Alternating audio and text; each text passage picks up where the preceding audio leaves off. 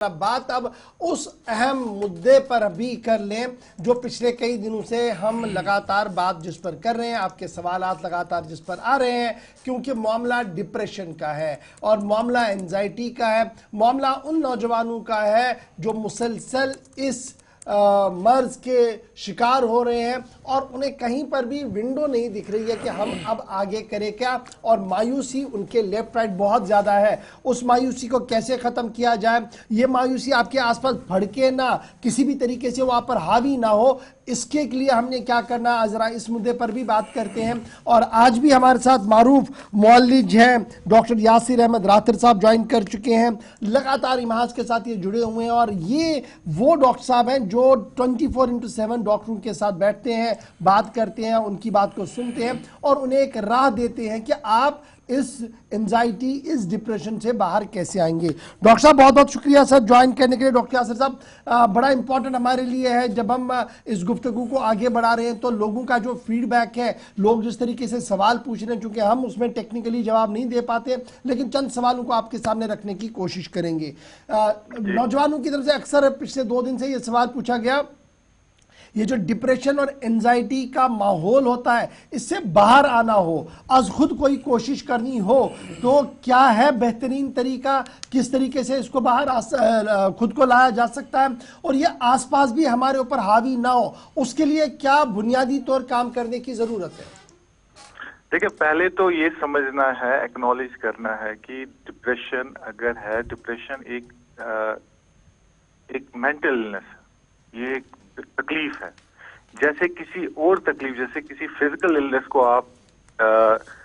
जिस तरीके से आप हैंडल करते हो, वैसे ही डिप्रेशन को भी, इस मेंटल इलनेस को भी आपको हैंडल करना है। पहले तो है कि एक्नॉलेज करना है, हाँ जी तकलीफ है मुझे। और तकलीफ के लिए कहाँ जाते हैं हम? जब भी आप इल होते, जब भी यू आर सिक, मतलब जब भी आप बीमार होते हो, आप रुजू करते हो प्रोफेशनल हेल्थ की तरफ, आप डॉक्टर की तरफ जाते हैं। तो डिप्रेशन में भी इम्पोर्टेंट है कि अगर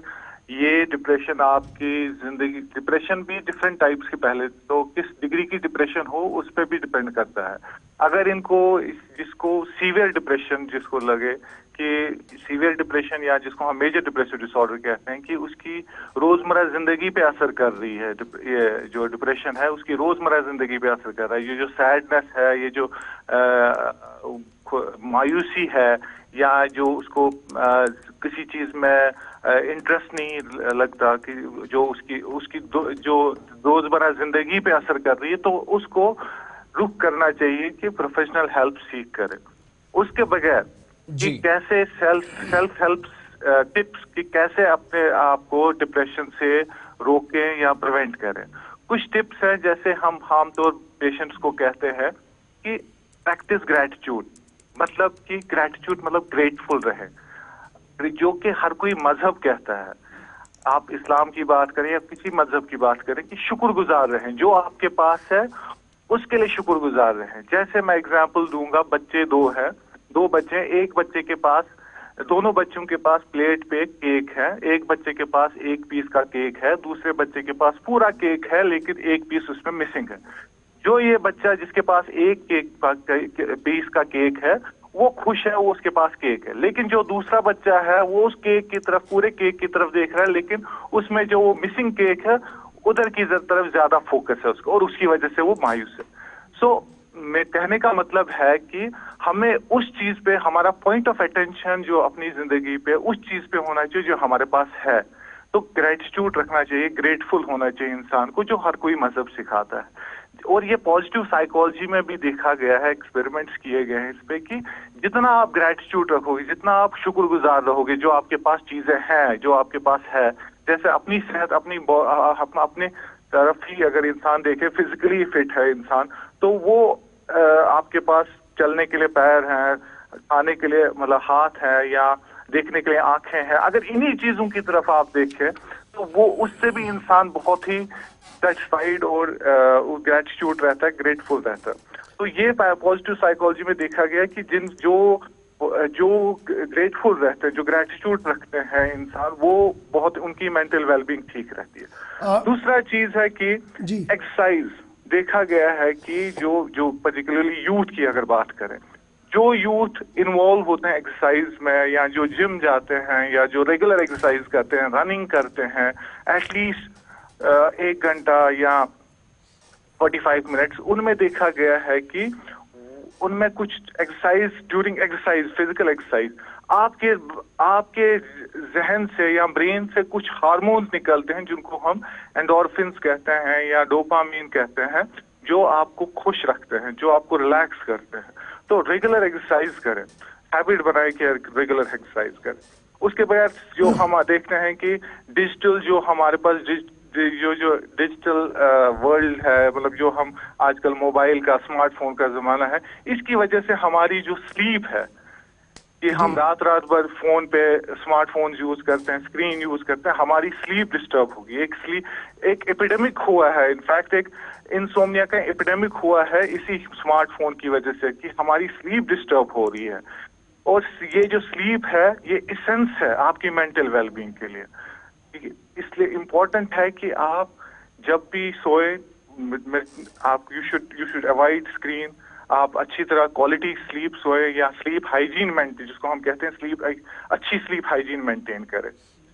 उसके बाद एक नौजवान के लिए ये ठीक है डॉक्टर, ये वो चीजें हैं जो आपने कहा कि एसओएस ली जा सकती है, ये हम खुद अगर एहतियात करें तो बहुत सारी चीजें कंट्रोल में आ सकती है। एक वालदा का सवाल, जब आप बच्चों के बारे में पूछ रहे थे, एक वालदा ने आज दूसरी बार ये सवाल पूछा है, कहा कि उनका एक बेटा है, 10 साल का बेटा है, लेकिन जिद्दी बड़ा है, और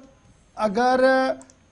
कहीं पर भी उसका दूसरा भाई है, उसके मुकाबले में कहीं पर भी नंबरिंग में कोई कमी आए तो बड़ा हाइपर होता है, रोना शुरू कर देता है और हमेशा आगे रहने की दौड़ में है। क्या इसे मेंटल इम्बैलेंस है या क्या कुछ किया जाए? ऑनेस्टली स्पीकिंग, ये पेरेंटिंग में प्रॉब्लम है जी। पेरेंटिंग में हम क्या प्रॉब्लम कर रहे हैं, वो हर कोई पेरेंट कर रहा है अनफॉर्चुनेटली, कि कंपैरिजन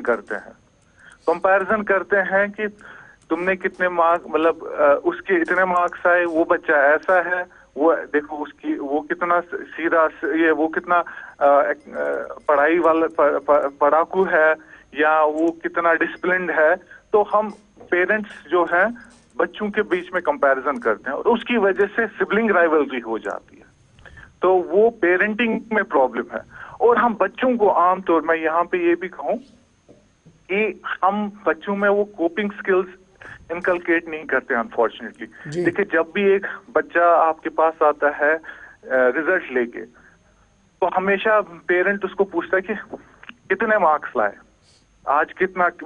अच्छा किया, कितने मार्क्स लाए। तो उसकी वजह, लेकिन हम ये नहीं पूछते, हम ये बच्चे में ये जहन में ये नहीं डालते कि कभी कभार मार्क्स कम भी आ सकते हैं। अगर तुम्हें मार्क्स कम आए तो तुम कैसे डील करोगे। तो वो कोपिंग स्किल्स है स्ट्रेस को डील करने के लिए, वो हम बच्चों में इनकलकेट करने की जरूरत है। और वो चीजें अर्ली चाइल्डहुड से होती हैं, बचपन से ये चीजें इनकलकेट करने की जरूरत है। ठीक है जी। एक फाइनल चीज, ये जो इज़्तिराबी कैफियत है, ये एक ऐसी सूरत हाल बनती है जहां पर चिड़चिड़ापन, कुछ भी अच्छा ना लगना, एक नेगेटिव सी वाइब आना, क्या ये ज्यादा देर तक रखना जरूरी है, या फिर अगर इस तरह की सिचुएशन बने, कभी महसूस हो ये जो इज़्तिराबी कैफियत और नाखुशगवार सा माहौल अपने आसपास लगे, अगर किसी शख्स को, किसी व्यक्ति को ये समझ है, तो क्या फौरी तौर पर काउंसलिंग की जरूरत है, डॉक्टर से रब्ता करने की जरूरत है इसमें, या थोड़ी ताखीर हो जाए तो शायद परेशानियां बढ़ सकती हैं? देखिए, ये अगर इंसान को ये चीजें लगे कि मुझ में कुछ चेंज लग रही है, मेरा जहन परेशान रह रहा है, या जो आपने चीजें कही, तो इमीडिएटली इसमें हमें शर्म नहीं करनी। अनफॉर्चुनेटली एक स्टिग्मा है ना यहाँ पे, एक हम एम्बैरेस हो जाते हैं, शेम अटैच है कि हम मैं किसी को बोलूँ कि मैं जहनी तौर ठीक नहीं हूँ। वो शेम वो क्यों आ रहा है, बेसिकली एक स्टिग्मा है हमारे पास, कि हम एज ए सोसाइटी या as a parent, as a family, हम उसको लेक्चर करने बैठते हैं और उसको बोलते हैं जी छोड़ो, तुम क्यों ऐसा सोच रहे हो, तुम में वो विल पावर नहीं है। तो उसकी वजह से ये बच्चा जो है आगे नहीं आता। तो मैं कहूँगा कि एक तो जब भी आपको ऐसी चीजें लगे कि आपको, you should come forward, you should talk to your, आप अपने पेरेंट्स से बात करें इसके बारे में, या अगर ऐसा नहीं तो आप हमारे पास यहाँ इमहान्स में नंबर, वो टेलीमांस की सर्विस है 14416 करके, तो वहां पे कॉल कर सकते हैं, वहां उनकी एनोनिमिटी रहती है, प्राइवेसी रहती है, वहां पे बात कर सकते हैं हमारे काउंसलर से 24/7 जो जी। उनके साथ काउंसलिंग करेंगे और वो खुद को बेहतर फील करेंगे काउंसलिंग। डॉक्टर साहब एक आखिरी चीज, क्योंकि आपने भी ऑफिस जाना है, बड़ा इंपॉर्टेंट ये भी है हमारे लिए, क्योंकि अब पूछा गया है, आज दूसरी बार भी ये सवाल आया है हमारे पास कि ओवरऑल जो ट्रेंड अभी सोसाइटी में है, जिस तरीके की सूरत हाल बनी है, क्या ये लाजमी है कि जिस तरीके से स्पोर्ट्स का एक पीरियड स्कूलों के अंदर है, इसी तरीके का काउंसलिंग का भी एक पीरियड हो, ताकि बच्चों को काउंसिल किया जाए सही तरीके से, सही डायरेक्शन में? वक्त आ गया है कि एक रिफॉर्म की जरूरत है एजुकेशन के अंदर। बिल्कुल सही कहा आपने। मैं काउंसलिंग क्या कहूँ, मैं कहूँगा पॉजिटिव मेंटल हेल्थ पे एक चैप्टर होना चाहिए। मेंटल हेल्थ करिकुलम आपके करिकुलम में होना चाहिए कि मेंटल वेलबींग कैसे रखें, और वही जो मैं कह रहा था कि ये बचपन से ही सिखाया जाता है और ये स्कूल्स की रिस्पॉन्सिबिलिटी है कि लाइफ स्किल्स जो हम बार बार कहते हैं, लाइफ स्किल्स बचपन से ही बच्चों में इनकलकेट की जाए, जिसमें जो मैं अभी कह रहा था कि कोपिंग स्ट्रेटजीज या यही इमोशंस को कैसे रेगुलेट करना है, सैडनेस क्या होती है, हैप्पीनेस क्या होती है, या डिसीजन मेकिंग, ये कुछ कोपिंग स्किल्स,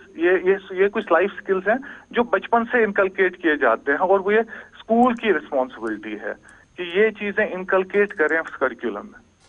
चलिए, बहुत शुक्रिया डॉक्टर यासिर आथर साहब हमारे साथ ज्वाइन करने के लिए, इस प्रोग्राम में माहिराना मशवरा देने के लिए।